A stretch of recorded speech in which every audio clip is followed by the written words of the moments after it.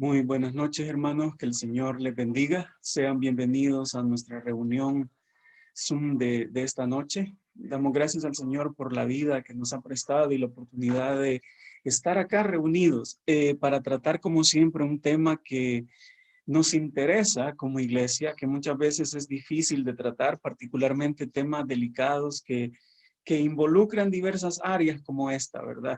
El abuso sexual, la violencia doméstica, temas de los que a veces la iglesia tiene miedo de hablar, porque esto pasa en otros lados, pero no en la iglesia, según nosotros quisiéramos creer. Lastimosamente, ese no es el caso. En esta noche tenemos dos invitados especiales, el hermano Javier Hernández y hermana Perla Arias de Hernández. Ellos son psicólogos y sobre todo son hijos de Dios, nuestros hermanos en la fe. Así que muchísimas gracias por haber aceptado la invitación. Pronto les daré el tiempo para que ellos puedan saludarnos y pues quiero invitarles mientras tanto a los demás a acompañarme en una lectura en el Salmo 46. Luego le vamos a pedir a hermano Carlos la oración de apertura. Dice la palabra del Señor: Dios es nuestro amparo y fortaleza, nuestro pronto auxilio en las tribulaciones. Por tanto, no temeremos, aunque la tierra sea removida y se traspasen los montes al corazón del mar, aunque bramen y se turben sus aguas y tiemblen los montes a causa de su braveza. Del río sus corrientes alegran la ciudad de Dios, el santuario de las moradas del Altísimo. Dios está en medio de ella, no será conmovida. Dios la ayudará al clarear la mañana. Bramaron las naciones, titubearon los reinos.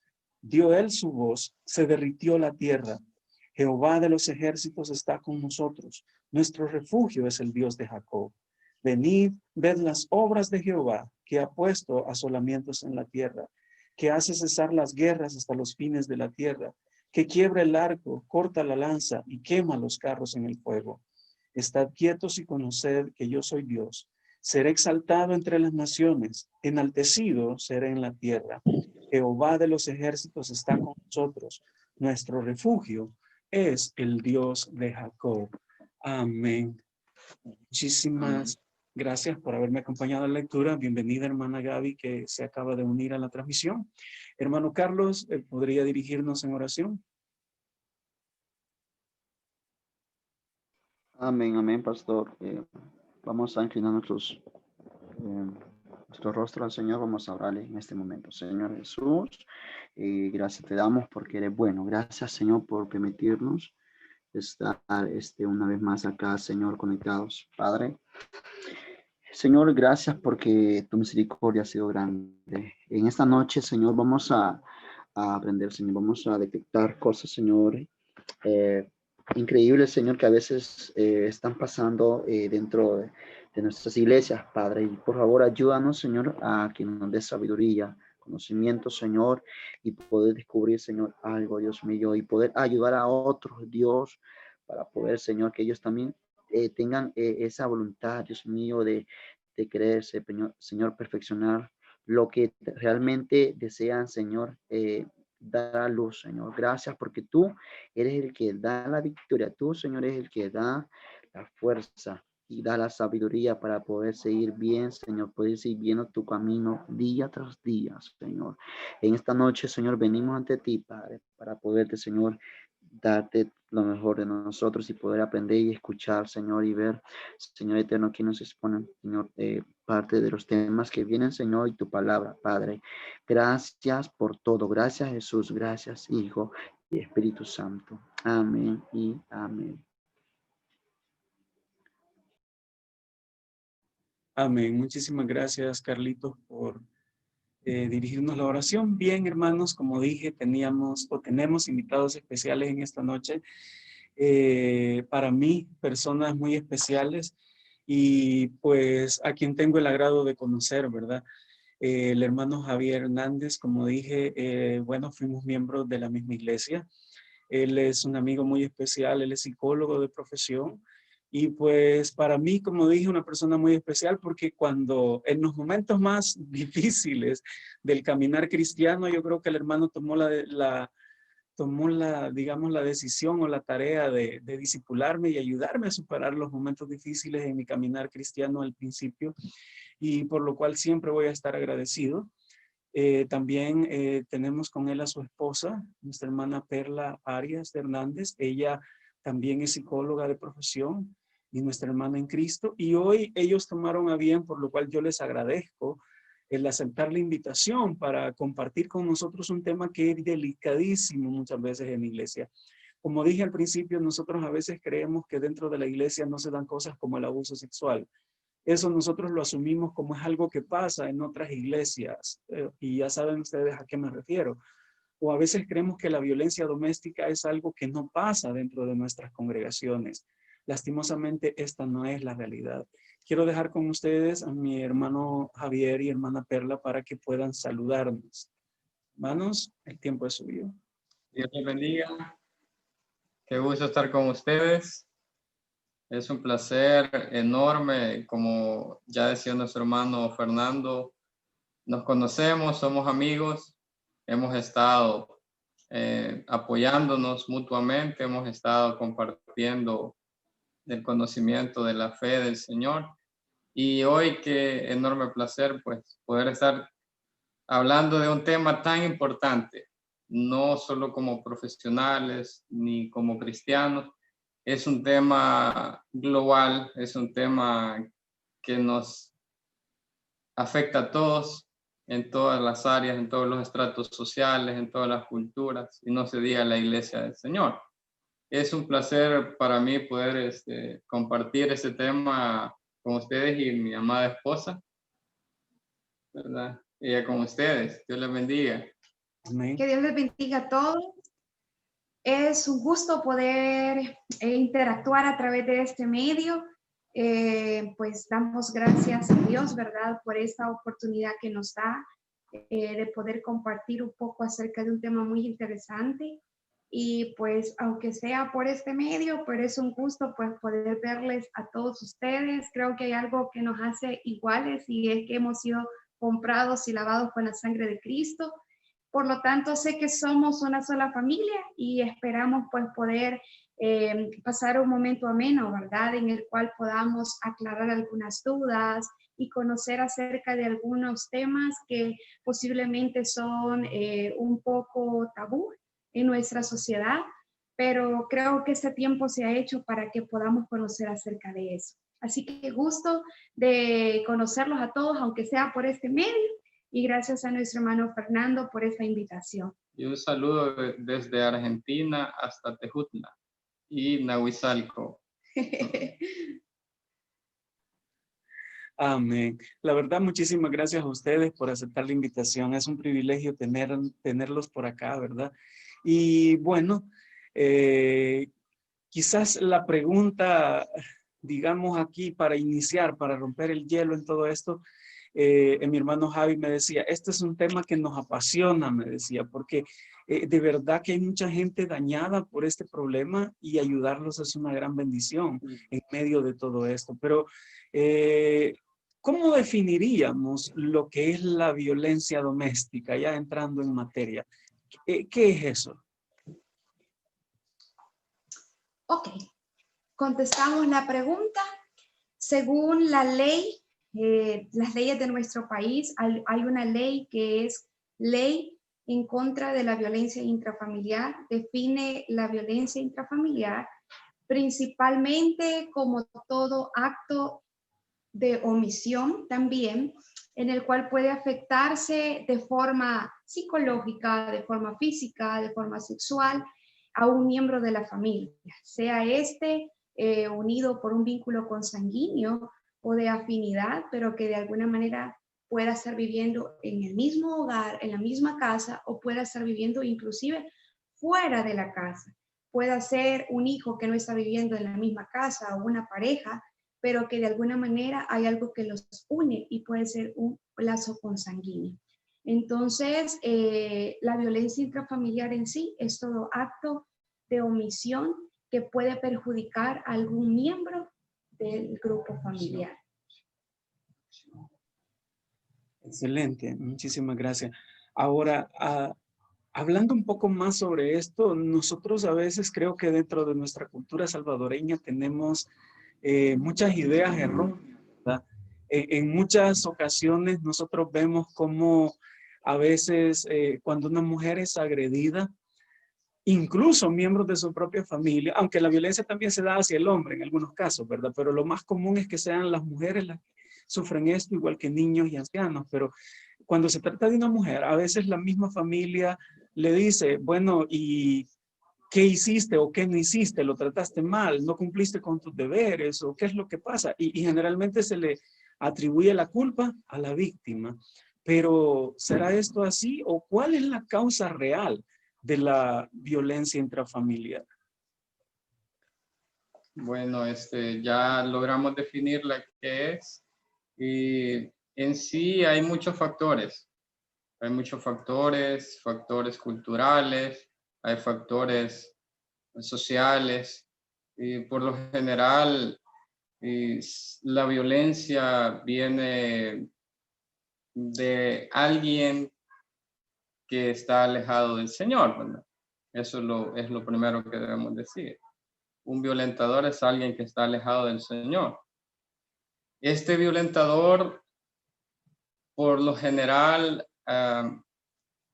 viene de una cadena generacional de violencia. Es decir, muchos piensan que por la forma en la que fueron educados a golpes, en donde papá gritaba y tiraba las cosas, donde papá exigía, a eso es una conducta que la mayoría de violentadores tienden a repetir. Entonces es una cadena, es una cadena.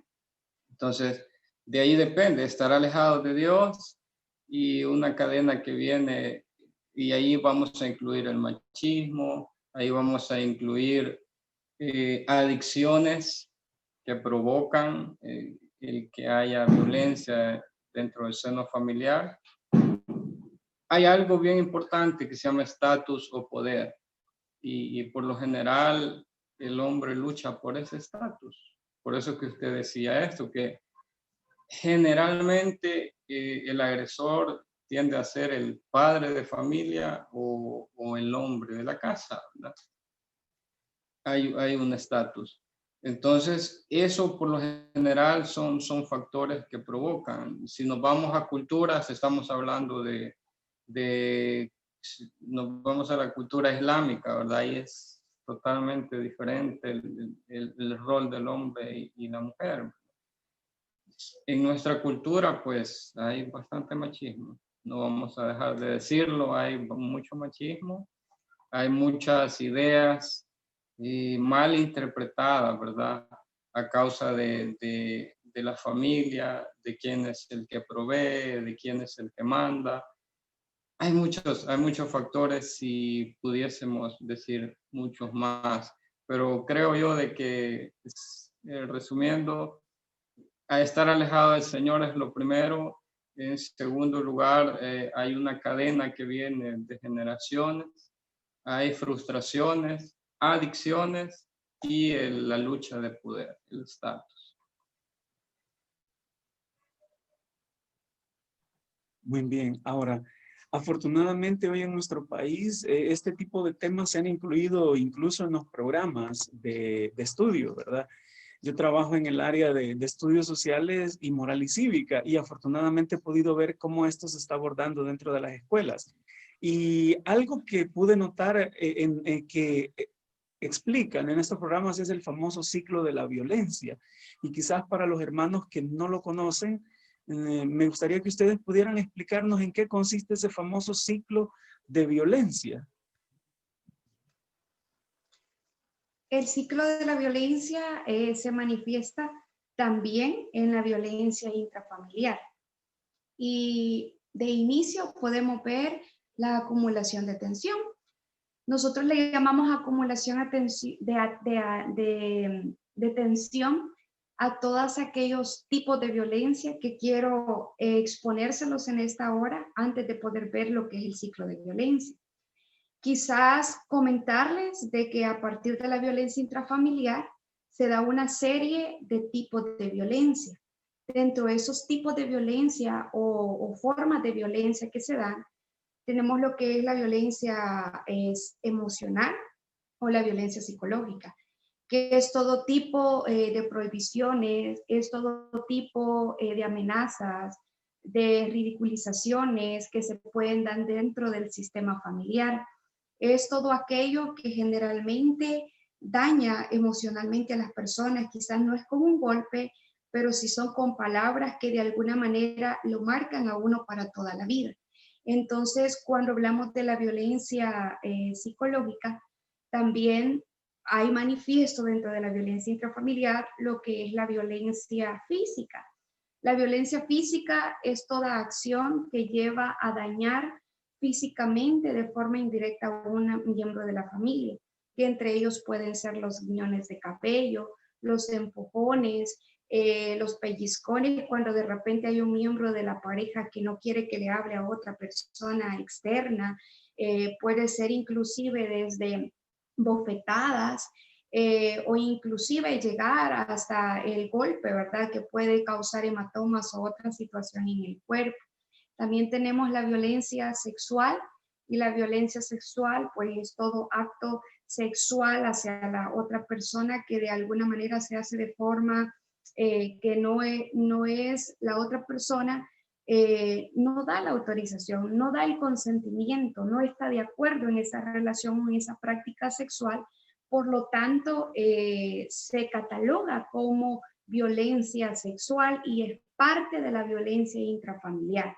También tenemos lo que es la violencia, que generalmente es cuando algo que pertenece a mi persona es ya sea destruido, y cosas muy significativas que de alguna manera tienen mucho valor. Entre ellos quizás posiblemente pudiera ser el teléfono celular, que en un momento de cólera lo tomamos y lo aventamos, y ese teléfono celular pertenece a mi esposo, o inclusive el quemar una ropa o el quitar un documento que me pertenece a mí.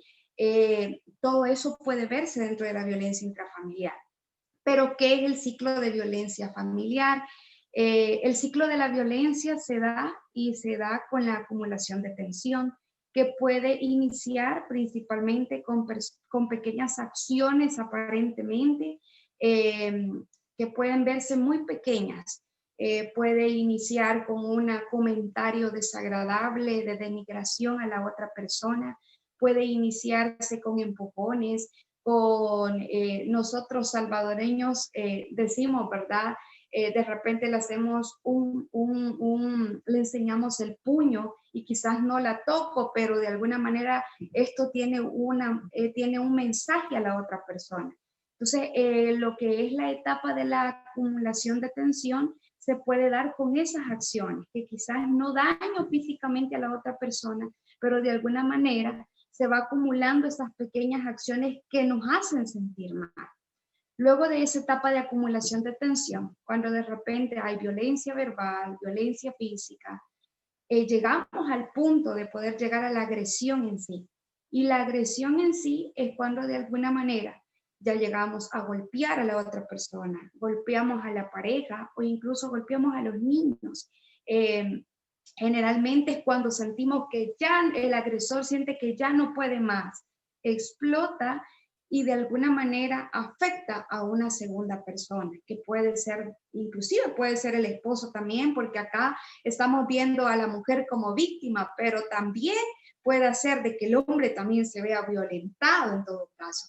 Por lo tanto, cuando hablamos de violencia intrafamiliar, no podemos victimizar solo a la mujer, sino que también en muchas ocasiones puede ser el hombre también una víctima y por ende también los hijos.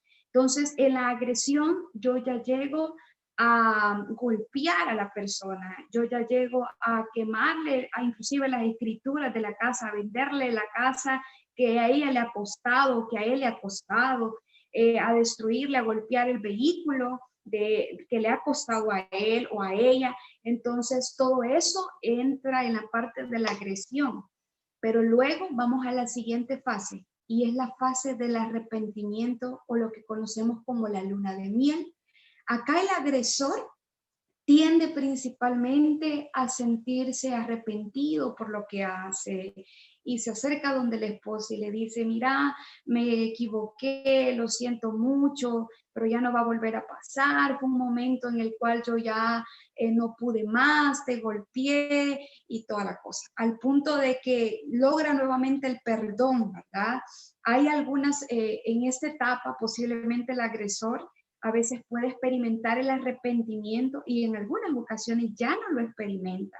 Pero hay que tener en cuenta que en esta etapa el agresor trata la manera de nuevamente conciliar con su víctima. Nuevamente volvemos a conciliar y luego que el niño está morado de alguna parte de su cuerpo, yo le ofrezco algo que le alegra, o posiblemente cuando mi esposa o el esposo, ¿verdad? Después de haberlo afectado, ya sea a través de algún tipo de violencia física, emocional o sexual, yo vengo y me hago que estoy arrepentido y pido perdón. Y nuevamente la otra persona dice, generalmente se equivocó, pero ya lo reconoció y estoy dispuesta a perdonarlo o estoy dispuesta a perdonarla, ya no va a volver a pasar. Y nuevamente volvemos otra vez a la acumulación de tensión.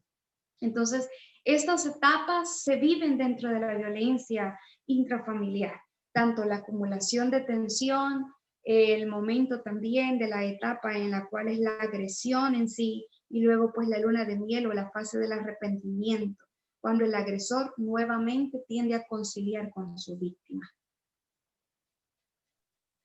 Muy interesante y creo que nos ha quedado muy claro el ciclo de la violencia, y es que ponía una hermana ahí en el chat, ¿verdad? Comentaba que cuando se da una disculpa sin cambio solo es manipulación, decía ahí.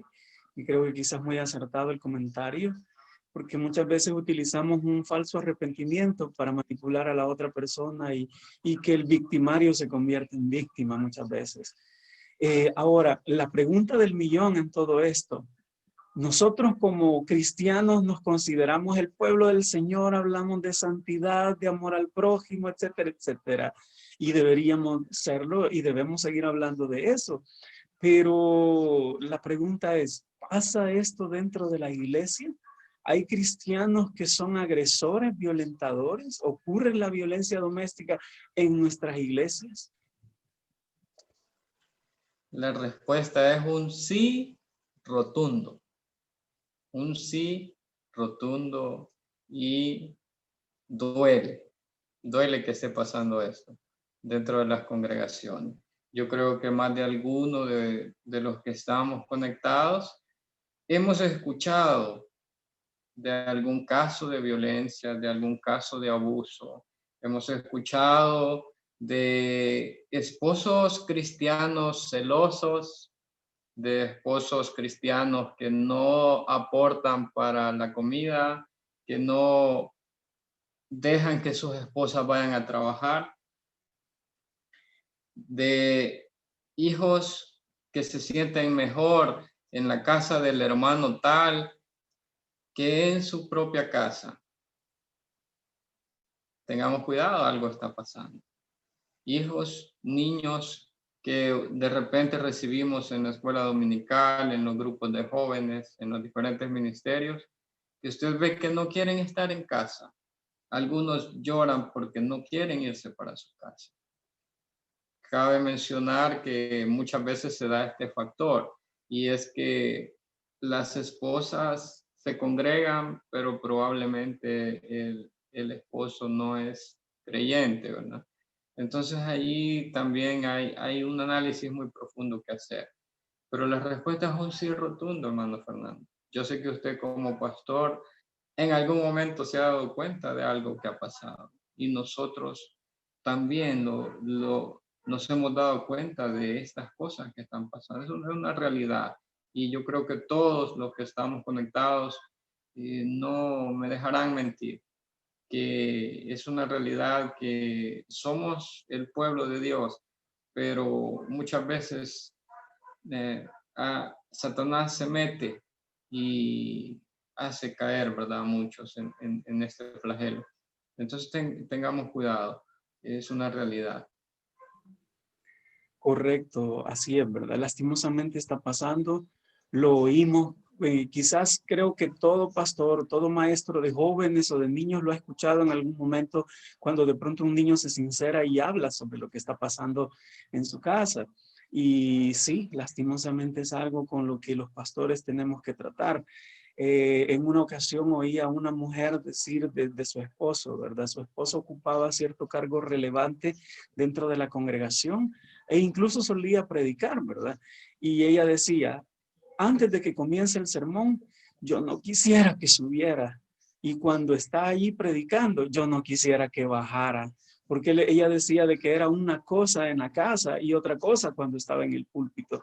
Y creo que quizás hay muchos cristianos, y me atrevo a decirlo, incluso líderes o personas de alto rango dentro de las iglesias que están cayendo en esto. Y sí, ¿verdad? Pero algunas personas dicen que el cristianismo es machista por sí mismo, que el cristianismo enseña la dominación de la mujer e incluso algunos sustentan el maltrato en la misma palabra de Dios. Otra pregunta clave en todo esto será, ¿qué dice la Biblia acerca de la violencia familiar? ¿Realmente la respalda? ¿Fue Jesús un machista o es la Biblia y nuestra religión machista? Y en caso de darnos cuenta, ¿qué tenemos que hacer? ¿Cuál es la perspectiva bíblica? ¿Qué hace un líder cristiano cuando se da cuenta que esto está pasando dentro de su congregación? Bueno, hermano, eso es algo totalmente profundo. Y hablar de una perspectiva bíblica por las diferentes teorías que surgen. Si usted le pregunta a alguien de una congregación muy ortodoxa, de una congregación, digámoslo, profética, de una línea en la que se dice la mujer calle y no hable, en la que la mujer debe someterse a costa de todo, probablemente tengamos múltiples interpretaciones, ¿verdad? Pero, qué dice la Biblia acerca de eso? En primer lugar, ustedes y nosotros, según Génesis 1:27, somos imagen de Dios. Somos la imagen de Dios. Por lo tanto, si alguno de nosotros es víctima de esto, el que está provocando eso está dañando la imagen del Señor. Está dañando la creación magna del Señor que somos ustedes y nosotros. Este es un problema ético, un problema espiritual. La Biblia nos hace un llamado. Realmente la Biblia está en contra de todo tipo de violencia. La Biblia está en contra de todo tipo de violencia. Dios instituye un matrimonio y le da valor y le da un orden. Ese matrimonio pues está creado para que los esposos se amen, para que críen y amen a sus hijos, para que les den una vida ejemplar. Y ese es el modelo de Dios en cuanto a la familia, en cuanto a él, que como le dice Pablo, ¿verdad? A los Éfesos, si alguno tiene por ahí Efesios 5:25, que dice de que así como Cristo amó a la iglesia, así el hombre ame a su mujer, como Cristo amó a la iglesia. La Biblia tiene un mensaje de amor, por lo tanto, no podemos justificarnos sacando textos, ¿verdad?, fuera del contexto para hacerlos ver como que la Biblia nos ampara. Por eso quizá vamos a meternos otro día en otro tema, lo que es el feminismo, ¿verdad? Por eso se ha levantado esa corriente que dice que la Biblia es machista y da tantas cosas. Pero no, la Biblia es un mensaje de amor para nosotros, para la iglesia, para la familia, pero lastimosamente es el hombre el que ha tergiversado todo. El Señor condena categóricamente el abuso, condena la violencia. Hebreos 12:14 dice que sigamos la paz con todos y la santidad sin la cual nadie verá al Señor. Es decir, que tenemos un llamado a paz, a ser pacificadores. Entonces, por lo tanto, no cabe en el amor, no cabe el odio ni la violencia, sino en el amor solo caben buenas obras, buenas acciones. Entonces, sigamos la paz. Y la perspectiva bíblica es que hay una imagen. Nosotros somos imagen del Señor. Y todo lo que Él ha hecho es para bien de nosotros. Entonces, por lo tanto, olvidémonos de que la Biblia dice no, fuera de contexto, cualquier interpretación de algunas congregaciones, lastimosamente. Excelente. Ahora, en mi papel como pastor, y quiero hablarle honestamente y con el corazón en esto, a mí me ha dolido y cuando a veces de repente, y sí, de verdad me duele cuando un marido golpeador, que su esposa se va de la casa, luego viene y me dice, pastor, convénzala de que vuelva conmigo. Y esperan que uno interceda. Y yo en mi mente pienso, bueno, ¿cómo yo puedo pedirle a una mujer que su vida esté en riesgo que vaya con alguien que la va a matar? Yo no quiero cargar con eso. Y yo les he dicho a los hermanos, ¿verdad? Y se lo dije como pastor.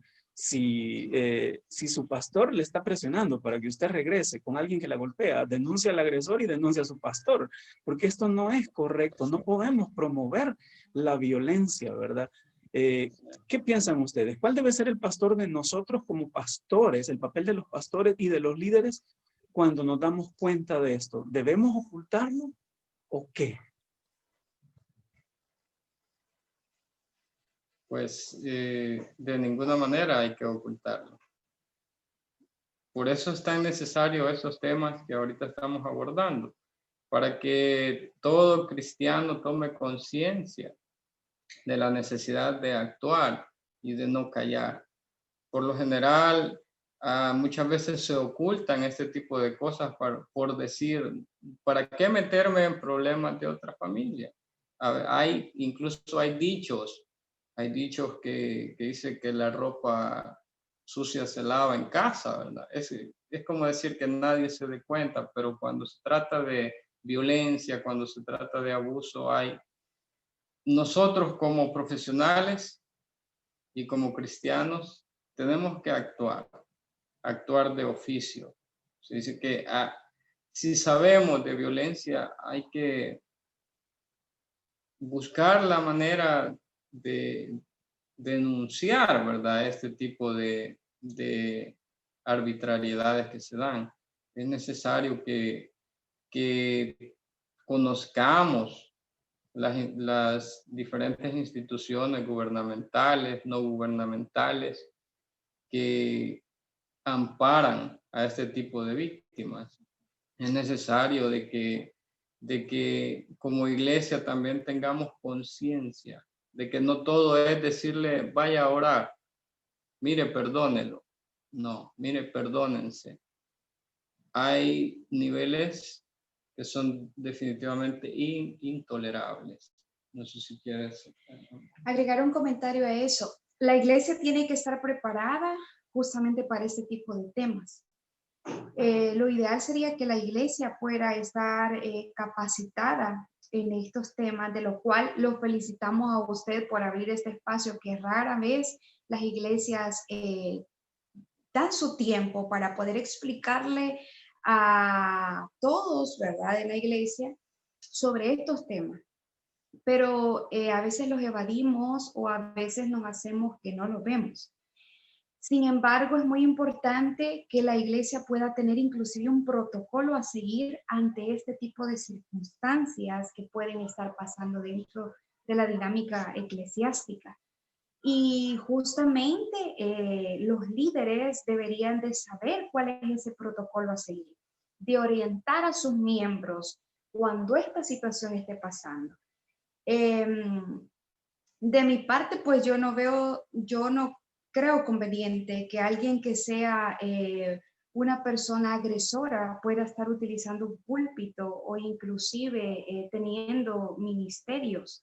Necesita convertirse, necesita buscar del Señor, necesita encontrar una sanidad interior porque también en algún momento él ha sido víctima. Por lo tanto, como líderes, es necesario que puedan atender esa necesidad también. Todas las personas que son de alguna manera los causantes de algún tipo de agresión, también hay que ver los que han sido víctimas en algún momento. Por lo tanto, como iglesia sabemos que tenemos que actuar de oficio según la Biblia lo establece. Pero también es muy importante que los líderes en las iglesias puedan tomar en cuenta las leyes que existen en nuestros países, porque si no pueden verse involucrados también como ser como cómplices de este tipo de situaciones. Entonces, la iglesia tiene que saber muy bien todo lo relacionado también a las partes legales y en base a eso orientar también a la iglesia, a los miembros de la iglesia para que puedan saber las consecuencias que puede traer humanamente este tipo de acción. Pero creo que sobre todo espiritualmente, todas aquellas consecuencias que pueden traer, no solamente a la víctima, sino que también a esa persona que es agresora. Por lo tanto, creemos que es muy importante que los líderes de alguna manera tomen en cuenta el poder abrir estos espacios, el poder darse cuenta que hay miembros en las iglesias sufriendo este tipo de situaciones, que hay miembros que están necesitando que los saquemos de ese círculo de violencia que en muchas ocasiones por sí solos no pueden salir. Ahí es muy importante el rol que el líder juega en ese momento. De alguna manera no podemos seguir acompañándolos en ese círculo y no dejarlos salir o ni mucho menos intervenir para que haya un proceso de sanación para todos los miembros de la dinámica familiar.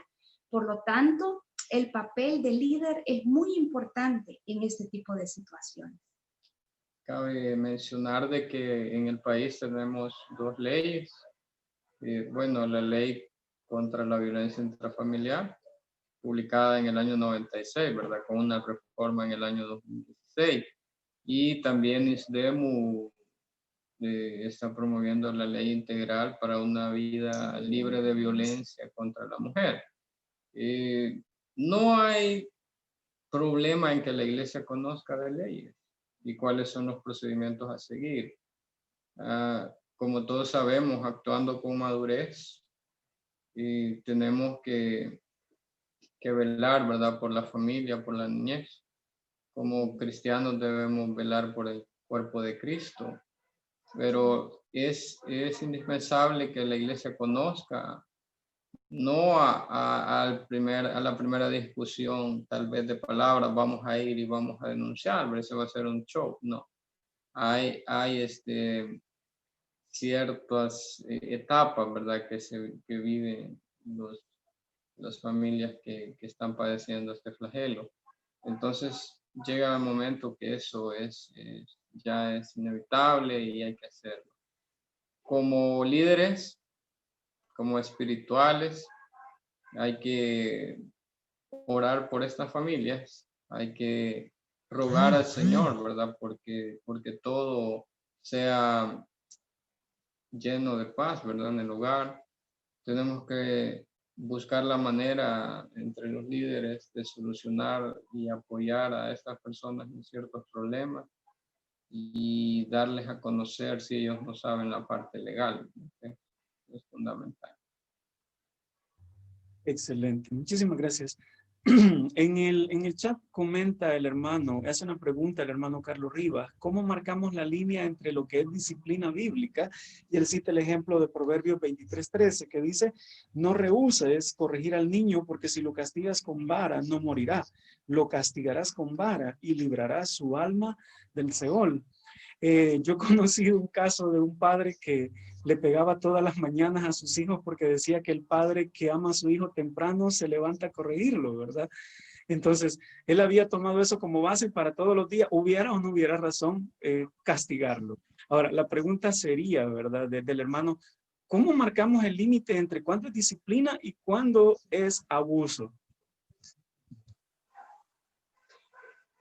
Referente a eso, tenemos que saber muy bien Y justamente lo que hablábamos anteriormente, ¿verdad? A veces nos excusamos en versículos bíblicos que están fuera de contexto, decían por ahí. Y este es uno de esos.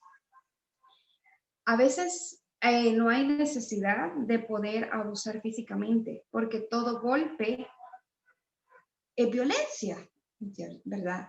Entonces, es muy importante que tomemos en cuenta también cuando nosotros tenemos que disciplinar.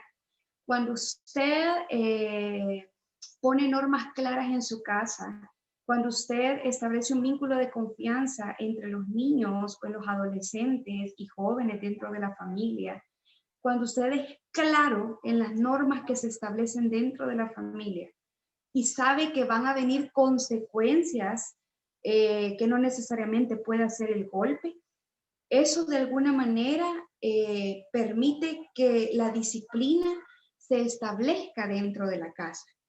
Pero no nos vamos a ir a meramente golpear físicamente al niño, porque la Biblia aparentemente me dice, ¿verdad? O manejamos de que la Biblia me da permiso de golpear.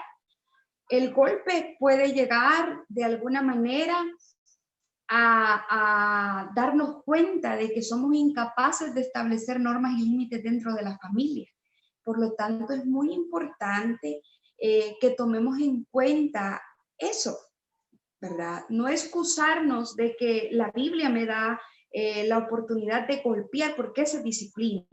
Entonces, disciplina va mucho más allá, ¿verdad? Y es en la parte de poder establecer normas claras dentro de la familia y consecuencias que no meramente son golpes, sino que consecuencias que de alguna manera van a permitir que el niño, la niña, la adolescente o el joven pueda comprender de que si no me ajusto a las normas establecidas dentro de la casa, no me quiero ver afectado porque posiblemente ya no me van a dar espacio, ¿verdad?, de poder salir a tomarme un café con mi grupo de amigos, a salir a jugar pelota. Entonces mejor me acoplo a las normas establecidas dentro de la casa.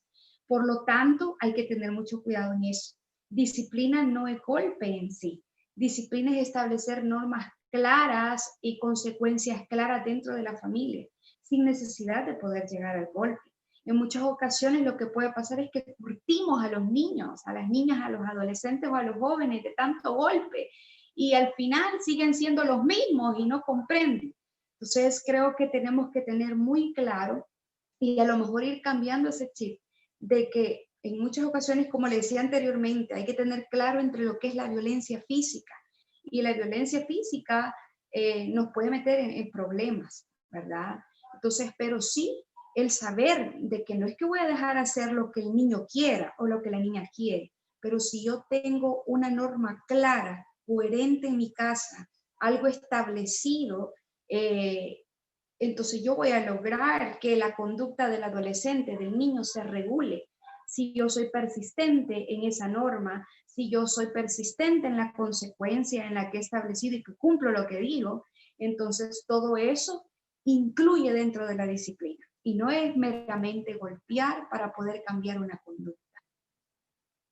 No olvidar, hermano, de que existe una ley que se llama la ley Lepina y que se encarga de velar por los derechos de los niños y los adolescentes, pero también de hacer cumplir deberes en ellos, ¿verdad? Que a los que están obligados. Y ahí hay muchos artículos, hay mucho que decir. Yo recuerdo, mientras hablaba mi esposa, un meme en redes sociales que decía, ¿cuál fue tu primer psicólogo? Y ponían un cincho, ponían una escoba o ponen una chancleta. Entonces, la chancla, por ahí en un comentario dice la chancla, cabal. Para muchos la chancla. Y si yo les pregunto, ¿qué era lo que a ustedes los ponía quietos o nos ponía quietos? Son cualquier cosa de esas, que por lo general alguien dice, no es que se trate de que esa chancleta me corrigió. No, si usted y yo somos personas de bien, si usted y yo somos personas de bien es porque tuvimos a alguien que se preocupara por nosotros. Sea un padre, una madre, un abuelo, un tío, quien haya sido, quien nos enseñó, que nos enseñó normas, que nos enseñó reglas, que nos enseñó a amar a Dios. Y yo le agradezco mucho a mis padres porque me enseñaron a amar a Dios. Y claro que yo no le puedo decir, no, nunca me dieron mis hinchazos, claro que sí. Pero hay una gran diferencia entre lo que dice ese versículo realmente. Hoy en día, hablando de términos psicológicos, es como disciplina positiva, lo que mi esposa hablaba, disciplina positiva. Hay que orientar. La misma Biblia nos dice, instruye al niño en su camino y aun cuando fuere viejo, no se apartará de él. No dice, dale chancletazos y ponerlo en maíz o agarrarlo del pelo, ¿verdad? Sino es eso el versículo, ese exégesis de lo que tiene ese proverbio. Excelente, creo que Sí, eso da para otro tema, ¿sabe? Que creo que lo vamos a abordar más adelante, la disciplina bíblica y los límites, cuando la disciplina se convierte en abuso. Ahora, ustedes tienen una ventaja sobre nosotros, ustedes son psicólogos y han estudiado esto como su carrera, y cuando abordan a una persona y alguien va a ustedes por ayuda, ustedes tienen técnicas especiales para tratar y ayudarla, que nosotros quizás no conocemos, pero si yo no soy psicólogo, no tengo experiencia quizás en consejería, no tengo una formación en esa área, y viene un niño de escuela dominical a contarme que en su casa su mamá la golpean, que a él lo maltratan, que él es abusado, o una hermana viene a mí y me cuenta lo que pasa, o un hermano viene y me dice mi esposa me pega o algo. ¿Cómo puedo ayudarle yo que no soy psicólogo, que no soy consejero, que no tengo tal vez una preparación, que soy un miembro de iglesia? ¿Cómo puedo ayudar a una persona que está así? Más allá de denunciar, ¿qué puedo yo hacer por ellos?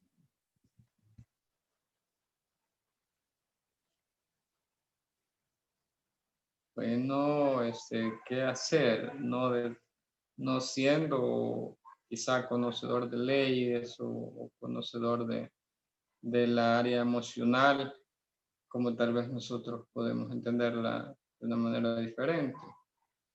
Y por lo general el abordaje es espiritual, ¿no? Se hace un abordaje espiritual como sacerdote de una congregación, como varón espiritual, como Pablo decía, ¿verdad? Que se interpretan las cosas de manera espiritual, claro. Hay que hacer un llamado a la oración o orar, ¿verdad? Dice la Biblia sobre llevar las cargas los unos de los otros, de los otros. Entonces, el líder o la persona que tal vez no conozca, quizás lo primero que debe hacer es doblar sus rodillas y pedirle al Señor misericordia por esta persona, por este niño, por este jovencito que está siendo afectado. Y en segundo lugar, pues hay que buscar la manera de, si se da el atrevimiento de los líderes, de hablar con los padres, ¿verdad? Hablar con las personas directamente involucradas, haciéndolo como la Biblia lo establece. Dice que sea con mansedumbre, no vaya a ser que alguien sea sorprendido haciendo también ese tipo de abuso, ¿verdad? O cometiendo este tipo de abuso.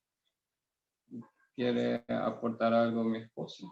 En relación a eso, es muy importante, creo que como líderes, no siendo psicólogos, no conociendo sobre algunas áreas, ¿verdad?, de las cuales hemos mencionado, es muy importante tomar en cuenta el diálogo.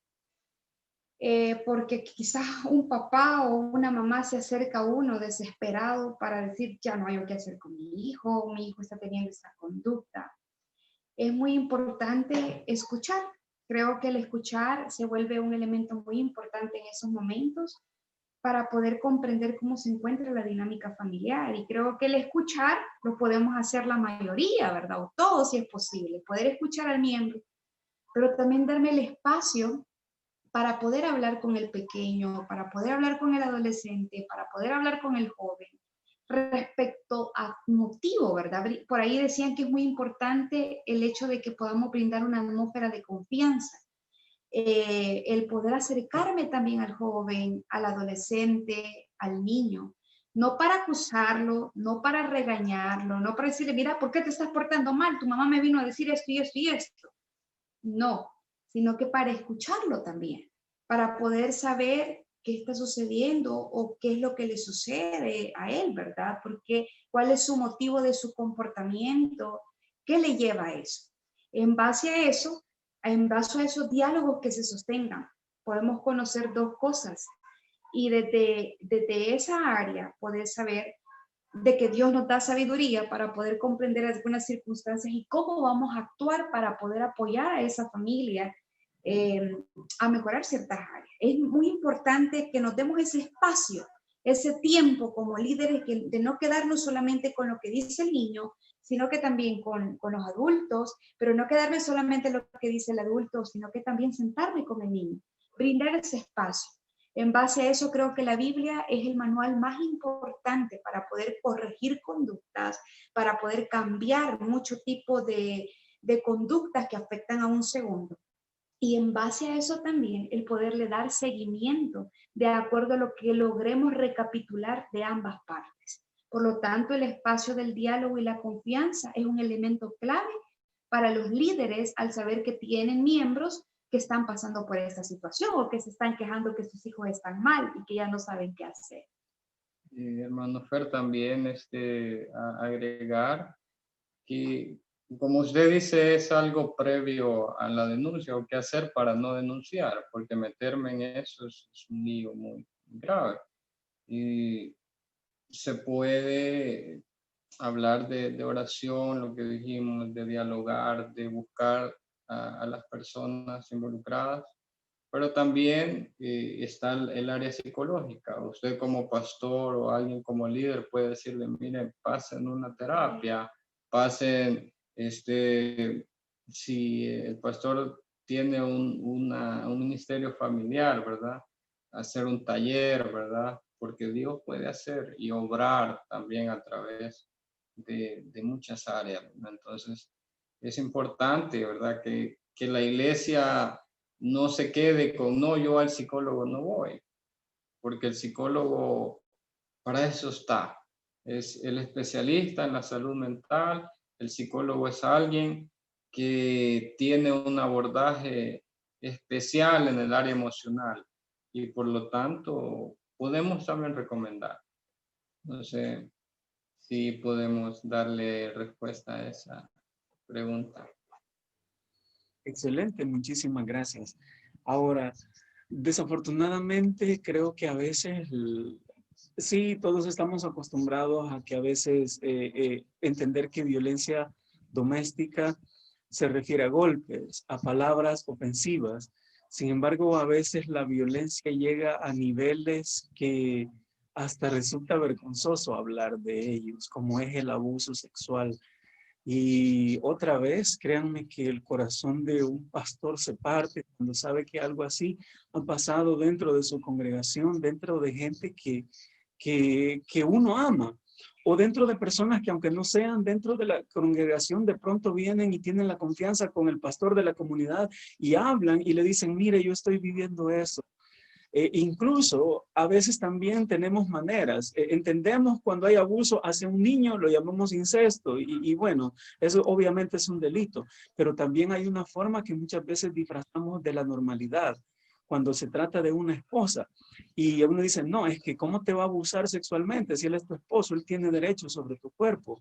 Realmente, ¿qué nos podrían decir de esto, del abuso? ¿Cómo distinguimos? O sea, ¿qué pasa ahí? El abuso sexual dentro del matrimonio, la pregunta, ¿verdad? Así Sí es. puede darse. Claro que sí se puede dar también. Aún quizá, como usted dice, puede ser un tema vergonzoso para alguien, ¿verdad? Comentarlo y decir, mi esposo me está abusando, creo que en el mayor de los casos.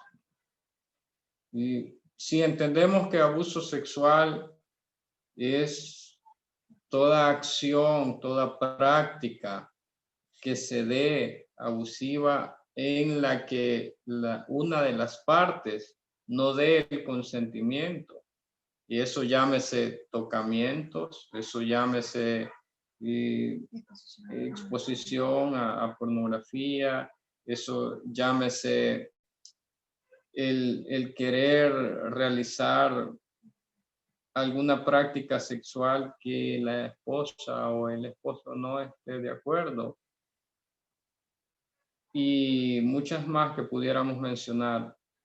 Todo eso muchas veces lastimosamente se amparan en aquel texto que dice que el hombre le pertenece a ella y ella le pertenece a él, ¿verdad? Entonces, hay que entender esto y todas las hermanas, las señoritas que están acá deben tenerlo bien claro, que hay algo bien importante que se llama diálogo y comunicación entre esposos, ese sistema familiar, ¿verdad? Esa base, ¿verdad? De esposos. Si uno de los dos dice no, debe ser no. No, si alguien dice sí, pues están ambos con el consentimiento.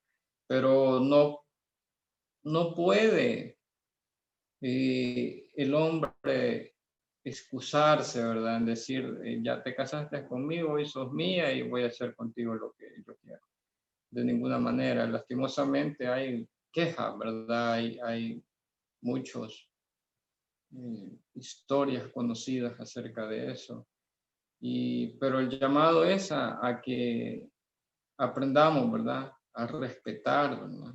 A respetar la voluntad de cada uno de los miembros del matrimonio. Correcto, muchísimas gracias, ¿verdad? Y pues también para los caballeros que están aquí conectados, que estamos conectados, recordemos, no significa no. Debemos respetar siempre eso, ¿verdad? Sobre todo nosotros que muchas veces tendemos a distorsionar los mensajes que se nos transmiten, sobre todo en esa área. Ahora, hay otro tema bien delicado y quizás más doloroso y penoso de tratar, y es que muchas veces el abuso, sí, como ustedes decían, una mujer puede ser abusada incluso sexualmente dentro de su matrimonio. Y muchas veces también pasa con los niños, los más vulnerables, los más inocentes. Y esto quizás es desgarrador, porque uno puede ver la huella desastrosa que esto deja en sus vidas. A veces es evidente, pero a veces no es tan evidente como quisiéramos. Y nadie muchas veces tiene el valor de decirlo.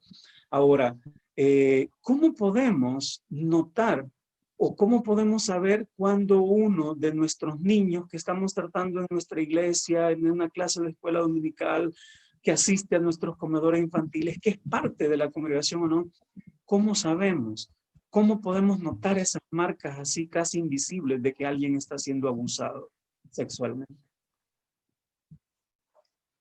En la parte emocional lo podemos identificar como una niña o un niño, incluso adolescente o joven, con una baja autoestima, con inseguridad, con mucho miedo, con depresión, con irritabilidad.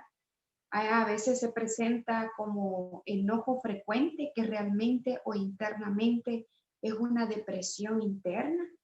Se presenta también con temores. Físicamente podemos tener también a niños que se despiertan en la noche porque tienen problemas para conciliar su sueño. Se presentan pesadillas. Hay niños que se levantan en la noche llorando, gritando porque tienen miedo. Niños que suplican, ¿verdad? No quedarse solos en casa o no quedarse con alguien en específico. niños o niñas que tienen algo que nosotros llamamos encopresis y enuresis, que es la emisión de heces o de orina durante la noche, se llega a ser involuntario. Y también en la parte social vemos niños aislados, que después de ser niños alegres, de repente usted lo ve aislado, triste. Entonces hay que tener mucho ojo con estos indicadores que me pueden llevar a darme cuenta que un niño posiblemente esté siendo abusado sexualmente. Y principalmente en la familia, el escuchar es una parte muy importante. A veces los niños nos dicen, no me dejes, no me quiero quedar solo con mi papá, no me quiero quedar solo con mi mamá, no me quiero quedar solo con mi abuelito o con mi abuelita, no me quiero cuidar solo con mi cuidador o cuidadora. Hay que tener mucho cuidado cuando los niños nos piden eso. Hay que tener mucho cuidado porque nos están gritando que les ayudemos. Creo que si en algún momento se presenta en escuela dominical y nos damos cuenta de esa situación, tenemos que actuar rápidamente, porque como ciudadanos también nuestro deber es poder cuidar de la integridad física, emocional de los niños, niñas, adolescentes y jóvenes en nuestro país. Por lo tanto, esos indicadores pueden presentarse en una persona que está siendo abusada sexualmente, principalmente cuando son menores de edad. Muchas veces también se da todo lo contrario a una conducta retraída. Muchas veces también se da un comportamiento extrovertido, un comportamiento que no va acorde a su edad. Por ejemplo, el querer ver programas de televisión o el querer ver las partes privadas de los adultos, el acercarse a pornografía. Muchas veces los niños hacen dibujos donde muestran una realidad. Entonces, hay muchas maneras en las que el padre puede identificar o el líder puede darse cuenta que algo realmente está pasando ahí. Y luego se verifica con entrevista y ya con los exámenes pertinentes, ¿verdad? En un caso así. Por ahí veía unas preguntas, no sé si el hermano Fer puede retomarlas, las que hacía alguno de los hermanos, parece que decía. Sí, un hermano preguntaba en el chat, ¿hay alguna edad para ser abusador? Porque él dice que ha observado casos en que a veces hay niños abusando de otros niños, que no solamente un adulto puede ser abusador, sino que a veces se da entre personas, entre coetáneos. No hay edad. Solo hay que tomar en cuenta que cuando un niño puede ser menor de edad y si ha tenido alguna práctica abusiva sexual en otro niño menor a su edad, eso es abuso sexual. Es decir, que si hay dominio de poder o de edades, eso puede ser un indicador también de un abusador. Entonces, pueden ser desde muy pequeños que los niños puedan comenzar a tener prácticas abusivas sexuales, de las cuales hay que tener mucho cuidado y a la misma vez, pues, identificar cuando una conducta es anormal en mi hijo, en mi sobrino, ¿verdad? Y poder acercarnos para poder ver qué está pasando, ¿verdad? Porque cada etapa es diferente en los niños, pero como decía mi esposo, ¿verdad? Lo vemos que está con conductas que no son de acorde a su edad. Entonces, hay que tener mucha precaución o no hay que quedarnos como que mira lo que está haciendo, lo celebramos, ¿verdad? Sino que hay que tener mucho cuidado porque posiblemente un niño de 6 años pueda tener alguna práctica abusiva sexual en un niño de 2 años, ¿verdad? Entonces, posiblemente alguien va a decir, no pasa nada, ¿verdad? Pero puede ser una práctica abusiva. Correcto, muchas gracias.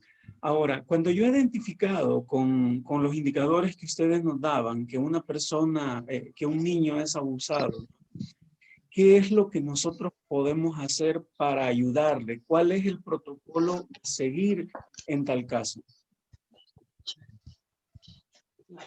En el caso de un abuso sexual, pues si se sabe que en efecto eso es, inmediatamente se actúa de oficio. Ahí no hay intermediario de póngase a orar ni nada por el estilo. Ahí simplemente se actúa de oficio y se va a las instituciones, Fiscalía, PNC, se va CONA, ISNA. Y importante también es sacar a este niño de ese ambiente, de ese espacio donde puede repetirse una agresión. Y inclusive nosotros en la parte de la consulta, cuando sé que llega un paciente y que inmediatamente yo identifico que es un menor de edad y que hay abuso, confirmo de un abuso y que es por la persona que me ha llevado al niño a pasar consulta, inmediatamente yo tengo que actuar de oficio y denunciar, debido a que yo no puedo confiarme de que voy a hacer que el niño se regrese con el abusador cuando sé que eso le está causando mucho daño. Por tanto, es muy importante que tengamos en cuenta que por eso han sido establecidas también las leyes. Entonces, no me puedo dejar, va a cambiar o vamos a hacer algún plan para que mejore. No, porque el niño está en riesgo y hay alguien que lo está poniendo en riesgo. Su ambiente no es seguro y necesito retirarlo del ambiente que posiblemente le está causando ese daño, tanto emocional, tanto como sexual. Muy bien. Ahora, un hermano preguntaba esto, porque muchas veces los niños que vienen a nuestras reuniones, a nuestras clases, vienen ellos y probablemente sus padres no sean cristianos, no se están congregando con nosotros. El hermano preguntaba, ¿qué hago si los padres no son cristianos y el niño me confiesa que ha sido abusado sexualmente? Porque como dijo, a veces existe el temor de, ay, si me meto en problemas, ¿verdad? O sea, ¿cómo hacemos en ese caso? En todo caso, tendríamos que, si el niño me lo confirma, inmediatamente, ahorita no tengo a la mano, se lo debo, pero son números telefónicos en los cuales usted y pone su denuncia a la Junta de Vigilancia. La Junta de Vigilancia son los encargados de poder determinar usted, su compromiso ciudadano llega al poner la denuncia de ese niño. Es confidencial esa denuncia. Inmediatamente pues llegan para poder de alguna manera explorar el caso, ¿verdad? Y a la misma vez son ellos quienes determinan el poder aislarlo mientras se continúa la investigación de dicha situación. Es delicado, hermano, porque no cualquiera tiene lo que estamos hablando, ¿verdad? Ese conocimiento o el valor de poder hacerlo. Entonces, ahí es donde es indispensable, ¿verdad? El conocer y el entender, ¿verdad? Que se puede hacer de manera confidencial, porque muchos dicen, no me voy a meter en problemas con esta familia y este es hijo de tal persona, puede ser un pandillero, puede ser alguien vinculado a cuestiones delictivas, ¿verdad? Entonces, tengamos el valor, ¿verdad? Como iglesia, como personas naturales, ¿verdad? Que debemos actuar en base a la protección de la niñez y la adolescencia. Muy bien, excelente. Solo les pido a los hermanos que por favor tengan sus micrófonos cerrados, ¿verdad? Porque todo el sonido que estén pasando en sus casas se oye. Ahora, sí, es un asunto muy delicado, como decía, a veces nosotros tenemos temor de decir algo, de opinar por miedo a represalias, ¿no? Bien, recuerdo algo que cuando conocí al hermano Javi, oí por primera vez un término, geoterapia. Recuerdo eso. Y me dijo que era algo que a él le gustaba porque incluía a Dios en el área de la psicología. Y una pregunta clave en todo esto es, ¿qué papel tiene Dios en todo este proceso de sanación para una persona? Porque en realidad, hablando honestamente, necesita sanidad la víctima y el victimario necesita también una restauración. ¿Qué papel tiene Dios en todo este proceso? ¿Cómo la psicología tiene algo que ver con Dios en todo esto?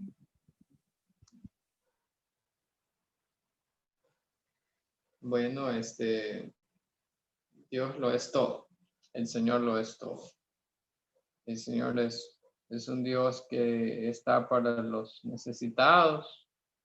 Él es un Dios de amor. Por lo tanto, es indispensable, ¿verdad?, contar con su ayuda para liberarnos de cargas. Nosotros un día nos encontrábamos en una especie de catarsis en la universidad y de repente dos compañeras de nosotros comenzaron a quebrantarse, ¿verdad? Y a contar su historia. Ellas comenzaron a exponer que habían sido abusadas sexualmente, en su adolescencia. Y imagínense, y aquí es donde quiero que nosotros quizás podamos ponernos y ser un poco empáticos, ¿verdad? Con todas aquellas personas que han sufrido. Y tengamos aquel corazón de no juzgar, ¿verdad? Por si algún día está llorando, está triste, sabiendo que es una carga grande, son traumas que quedan, ¿verdad? Son secuelas tremendas. Entonces, Dios, Él es el Señor eterno, y si nosotros nos abocamos a Él, Él restaura, Él sana. El corazón hecho pedazos, 1000 pedazos, así como aquel billete que es, cuando usted agarra un billete y lo aprieta y lo arruga todo, ese billete no deja de perder ese valor que tiene. Así es, aunque el corazón de estas señoritas, de estos niños, de estas niñas haya sido destrozado, hay un Dios que se encarga de restaurar, de sanar las heridas, que hay un Dios que se encarga de abrazar, como dice su palabra, que aunque padre y madre nos dejen, con todo Él nos va a recoger. Y nosotros debemos tener claro, como dice la palabra, que separados de Él nada somos. Hablando de la teoterapia es hablar de conectarnos, de volver a conectar nuestro espíritu con el Espíritu de Dios y sanar el alma y sanar, dejar todas aquellas cargas. Como Jesucristo también lo dijo, vengan a mí, los que están trabajados y cargados, que yo les haré descansar. Entonces, claro que es indispensable, sin el Señor nada somos. No sé si quiere mi esposa agregar algo más. Para nosotros es muy fundamental la teoterapia. Creemos que en Dios está la sanidad interior, la sanidad en el alma, los traumas están en el alma. Necesitamos sanar el alma de todo lo que nos ha pasado a lo largo de toda nuestra vida y por aún cuando hemos sido víctimas de violencia o abuso sexual. El único que puede hacer eso especial es Dios. Y justamente la teoterapia es una serie de sesiones que me llevan a mí a poder llevar a un proceso de liberación del alma, donde posiblemente se han abierto puertas y a donde posiblemente legiones de demonios que están perturbando mi alma, mi corazón.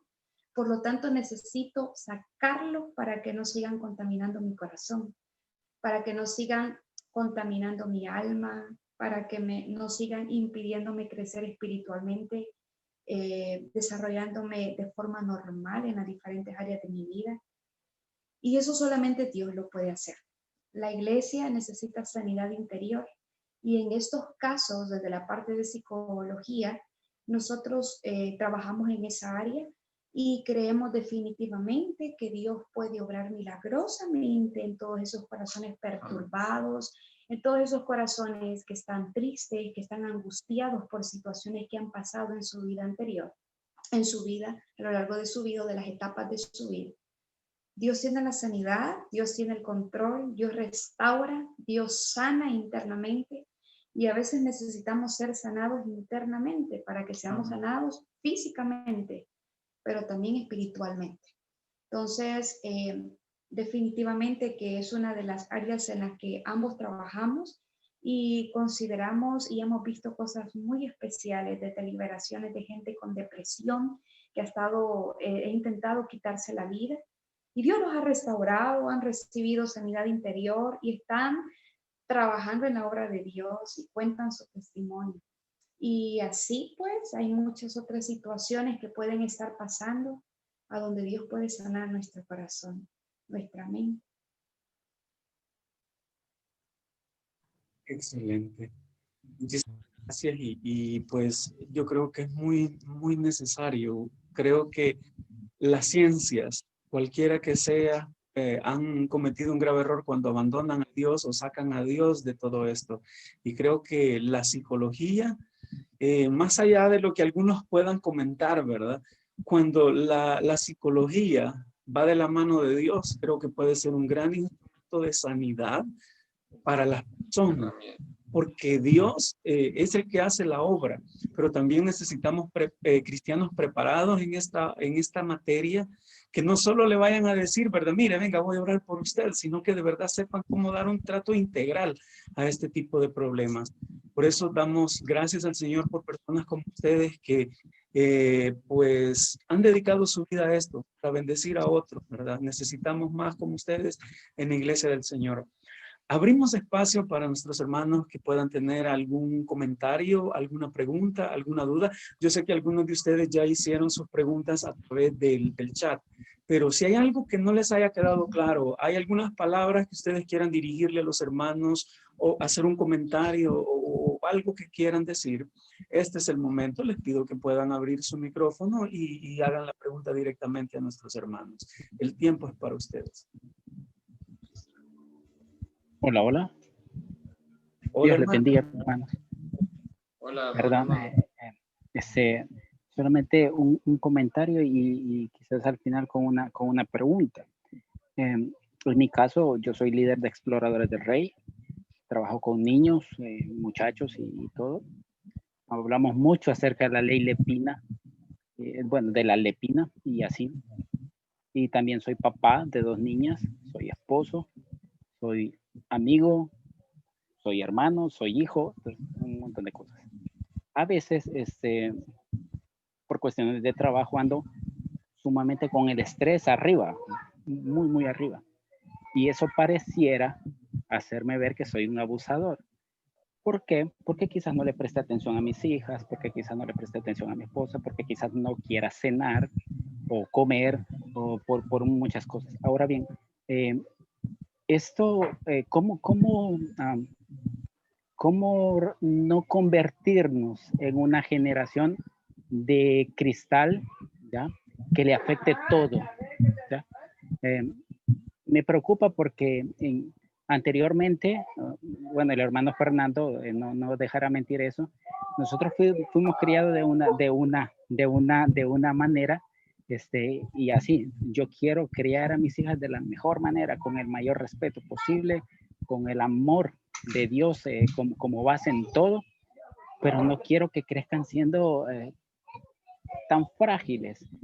Hermanos, ¿no será que a veces las leyes que los hombres tenemos nos vuelven una generación frágil a eso? Porque leí la Lepina y en varios artículos le quitan autoridad a los padres de familia para que los muchachos tengan sus derechos, ¿no? Que está bien, está magnífico, pero ¿cómo no llegar a ese punto de volvernos tan frágiles en lo que todo nos dañe? Creo que la pregunta de nuestro hermano va dirigida principalmente por la canalización de emociones, en ese caso. Cuando uno trabaja, cuando uno tiene muchas ocupaciones, tanto ministeriales también, de alguna manera el estrés llega a ser bastante alto, niveles muy altos que yo puedo llegar a agredir, que yo puedo llegar a volverme irritante, que yo puedo llegar a tener mi rostro, ¿verdad? Como que estoy enojado y también siendo un padre ausente. ¿Cómo lo puedo hacer? Siempre necesitamos un espacio de autocuido para poder canalizar esas emociones. Es decir, el poder dialogar con la familia en algún momento del día y decirle, vaya hijos, cada vez que yo venga de trabajar me voy a tomar, lo voy a saludar a todos, ¿verdad? Va a ser mi esfuerzo, no, lo voy a saludar a todos y me van a regalar unos 15, unos 20 minutos para poder entrar al cuarto.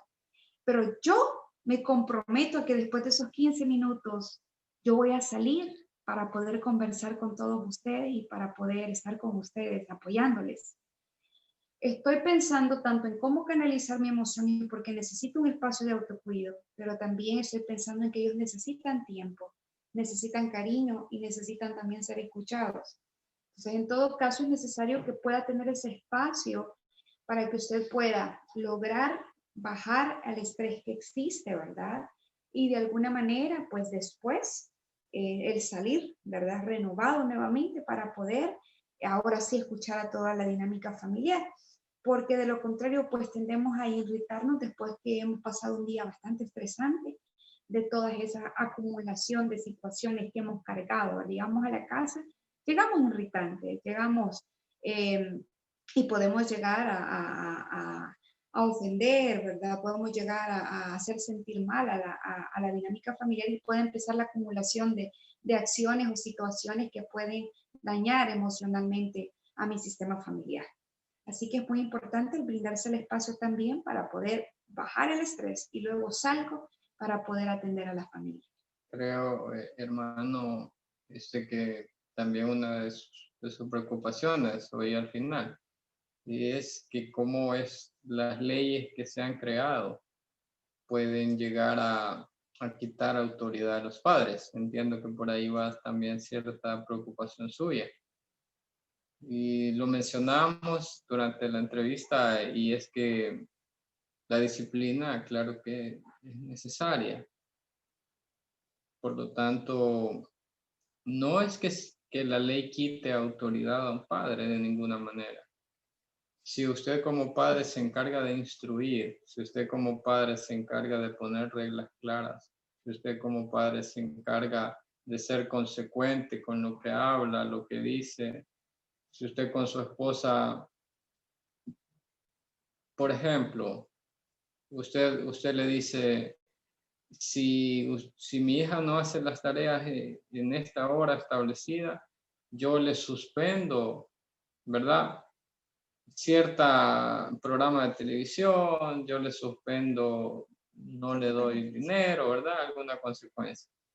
Pero si usted dice una cosa y mamá dice otra, por lo general el hijo no va, se va a ir para el que es más permisivo, ¿verdad? Entonces, tengamos cuidado, ¿verdad? En eso. Las leyes no, claro, ¿verdad? Que no sabemos qué tipo de personajes las elaboraron, pero saquemos lo bueno de ahí y aprovechemos, ¿verdad?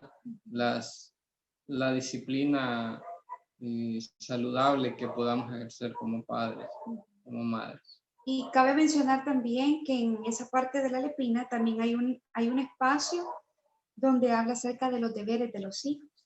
Entonces es muy importante retomar esas partes para poder establecerlas en la casa, de que también la ley, así como también ellos tienen, la ley los defiende, pero también la ley establece qué es lo que tiene que seguir el menor de edad en todo caso, ¿verdad? Entonces, creo que esa parte es de refrescarla también en los chicos, de que así también como tienen privilegios, también tienen normas establecidas. Muchísimas gracias. ¿Alguien tiene alguna otra pregunta o comentario, hermanos?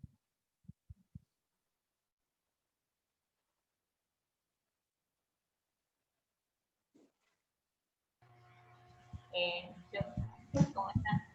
Quería consultarles sobre la disciplina que ustedes planteaban con respecto a lo que decían la chancle, que los papás cuando son chiquititos como que le enseñan. Nosotros acá usamos la varilla. No sé si saben lo que es la varilla. Es la ramita de una planta y le damos a veces ¿es conveniente eso sin ser abusivo o no? De acuerdo a lo que ustedes estaban sugiriendo. No digo hacerlo en exceso, pero cuando el niño tiene 1 año, 2 años, 3 años, quizás 4, 5, si se puede más o menos, después que se le expone los límites que deben tener, a qué se deben sujetar, si se les puede dar de acuerdo a su consejo, la varilla, cuando salen de los límites. Sí, eso es bien controversial. Claro que cada país tiene su propia cultura, aunque creo que en cuanto a la disciplina, siempre la chancla siempre ha sido, es parte de la historia. Y nosotros tenemos que tener cuidado con lo que es abusivo y lo que no.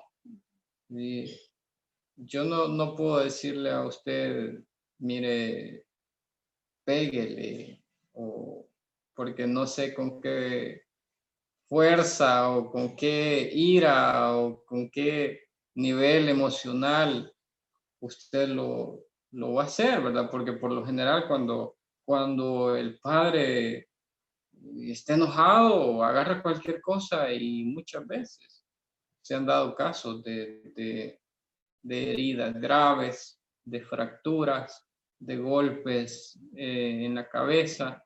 Entonces, usted decía algo, ¿verdad? Como un niño, como un pibe, vamos a decir, ¿verdad? Argentino, como un pibe me va a hacer caso con palabras, ¿verdad? Si no tiene una madurez. Y usted decía, yo le puedo pegar, ¿verdad? Eso es bien controversial decirlo, ¿verdad? Sí, péguele. No, usted tiene que ampararse a la ley que establece por lo menos el país, ¿verdad? Y basarse en eso. De ahí es bastante controversial, ¿verdad? Porque alguien dice, nosotros decimos una nalgadita, no pasa nada, ¿verdad? Es un tema, ¿verdad? En saber cómo va a educar a su hijo. No sé si hay alguna otra pregunta o si respondimos lo que esperaba. Sí, yo me refería, como usted dice, una nalgadita nada más, como para que tenga de advertencia. Lo que usted está diciendo, sí, y no lo comparto, el hecho de descargar la ira en el hijo de distintas formas que sí pasa ya, y lo tomo como una violencia y no lo comparto para nada. Entre paréntesis, es muy loable, como decía el hermano Fernando, el hecho de poder recibir aportes de un matrimonio cristiano en el área de la psicología.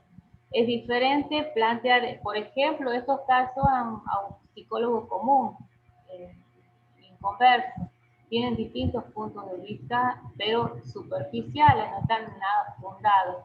Y bueno, me alegra mucho de que haya abierto esa oportunidad, porque realmente el pueblo cristiano necesita el asesoramiento, el aconsejamiento desde la óptica de la psicología, que en algunos momentos ha sido no bien vista por la iglesia cristiana. No sé si en El Salvador sucedió eso, pero como que decían, no, al psicólogo no acuda. Y ahora se está viendo que es algo necesario, es un ministerio más. Así que me alegra mucho la oportunidad esta. Que el Señor los bendiga. Amén, amén, qué gusto. Amén. Nuestra hermana Gaby escribe en el chat una pregunta. Ella dice, si está casada la persona y ya puso la denuncia y solo la mandan a terapia de pareja, ¿qué procede si las autoridades no hacen? Yo creo que ya hemos visto esos casos, ¿verdad? Donde una mujer puede interponer la denuncia y vaya a terapia, pero quizás el problema es más grave que eso y a veces no pasa nada. ¿Qué se hace en tal caso? Existe una institución que es ISDEM, en la cual de alguna manera le da un abordaje integral en casos de violencia con la mujer, al punto de que ofrecen algunos lugares para resguardarla y poder apoyarla a ella para que ella pueda autosostenerse. Algunas mujeres no se van de casa porque dependen completamente del agresor. Entonces eso la lleva a mantenerse en el lugar ahí. Pero lo que hace estas instituciones es poder apoyarle para que ella pueda cortar el círculo y a la misma vez ayudarle a ella, separarla del lugar inseguro, del lugar donde está sufriendo y brindarle las herramientas para que ella pueda autosostenerse, para que ella pueda sostenerse y sostener si hay niños ahí.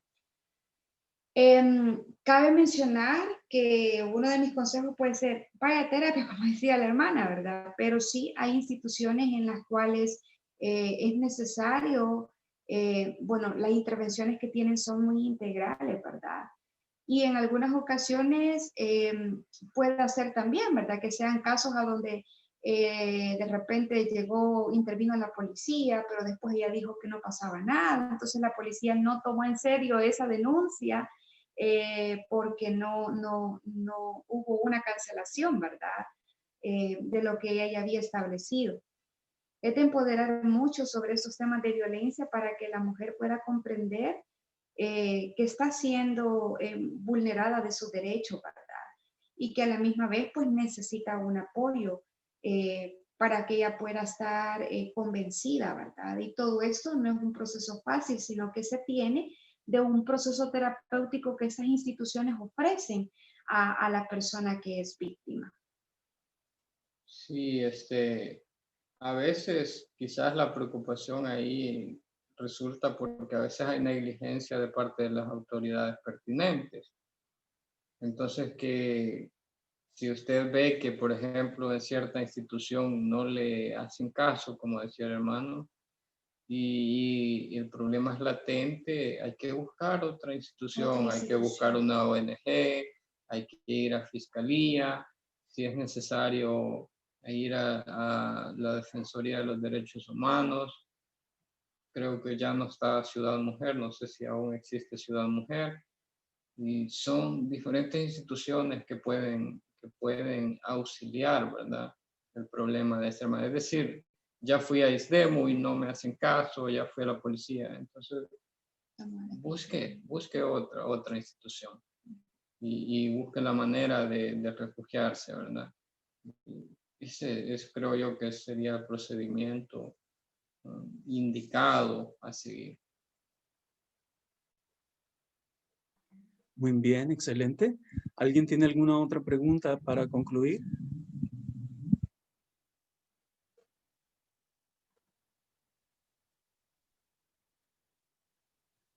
Muy bien. Pues todo claro, dicen los hermanos. Realmente sí. Ha sido muy instructivo, muy claro, muy objetivo y les agradecemos muchísimo por haber desocupado el tiempo. Yo sé que no es fácil. Sé que tenían probablemente mucho que hacer y han dedicado este tiempo de pareja, tiempo de familia, tiempo que pudieron haber ocupado en otra cosa para ayudarnos, para bendecirnos y eso lo agradecemos, lo valoramos. Gracias por habernos acompañado, hermanos, y esperamos tenerles nuevamente con nosotros en otro tema de estos que a veces son complicados. Desde ya invitados para una próxima reunión. Gracias. Y no sé si tienen... hermano. Excelente. No sé si tienen algunas palabras para despedirse ya de los hermanos, palabras finales. sí, esperando que haya sido de edificación lo que hemos tratado, lo que hemos hablado, y agradecer su atención, ¿verdad? Sabemos que este tema es un tema global, un tema necesario. Agradecerle también a usted la invitación. Estamos contentos de compartir en este gran misterio de la fe también, ¿verdad? Y aprovechar la profesión que el Señor nos ha encomendado y nos ha permitido. Ha sido un gusto y Dios les bendiga a todos. Un abrazo fuerte. Que Dios les bendiga. Amén. Muchísimas gracias. Bien, gracias a todos los que nos acompañaron en esta reunión. Vamos a darla por cerrada con una oración. Y pues, hermana Gaby, ¿nos podría despedir, por favor, en palabras de oración?